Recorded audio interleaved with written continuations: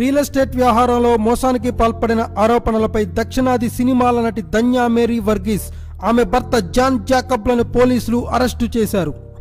కేరళ రాజధాని తిరువనంతపురం పరిసరాల్లో నిర్మిస్తున్న నోవా కాజిల్ ఫ్లాట్ కాంప్లెక్స్లో తమకు అపార్ట్మెంట్లు ఇప్పిస్తామని ధన్య భర్త జాన్ జాకబ్కు చెందిన సంస్థ శాంసన్ అండ్ సన్స్ ద్వారా కోట్లాది రూపాయలు కాజేశారని అందిన ఫిర్యాదు నేపథ్యంలో వీరిని అరెస్టు చేశారు. ధన్యతో పాటు ఆమె తమ్ముడు శామ్యూల్ కూడా అరెస్ట్ అయ్యాడు. శాంసన్ అండ్ సన్స్ సంస్థ తమిళనాడులోని నాగర్కోయిల్ నుంచి కార్యకలాపాలు నిర్వహిస్తుంది.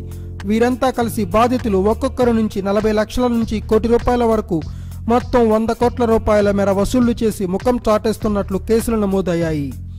ధన్య మామ జాకబ్ శాంసన్ని గతంలోనే క్రైమ్ డిటాచ్మెంట్ పోలీసులు పట్టుకున్నారు. 2014 నుంచి ఈ కేసు నడుస్తుంది. ఈ హీరోయిన్ తన భర్తతో కలిసి రియల్ ఎస్టేట్ బిజినెస్ పేరుతో ఒక్కొక్కరి దగ్గర నుంచి దాదాపు 40 లక్షల నుంచి ₹1 కోటి వరకు తీసుకునేది. అలా సంపాదించి 100 కోట్ల వరకు వెనకేసుకున్నారు కూడా. ఇక గతంలో వీరు మోసాలకు పాల్పడినట్లు కూడా సమాచారం అందడంతో 2 ఏళ్ల క్రిందటే వీరిపై చీటింగ్ కేసు నమోదు చేశారు పోలీసులు.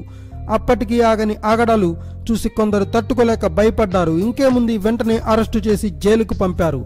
ధన్య నటించిన తమిళ మూవీ దొంగ చిత్రంతో బాగా పాపులర్ అయ్యి మరికొన్ని చిత్రాల్లో నటించడమే కాకుండా ఉత్తమ నటిగా అవార్డులు కూడా అందుకుంది. 31 సంవత్సరాల ధన్య తమిళ సినిమా తిరుడి చిత్రం ద్వారా 2006లో సినీ రంగంలోకి ప్రవేశించారు. తర్వాత మలయాళ రంగంలోకి అడుగుపెట్టారు.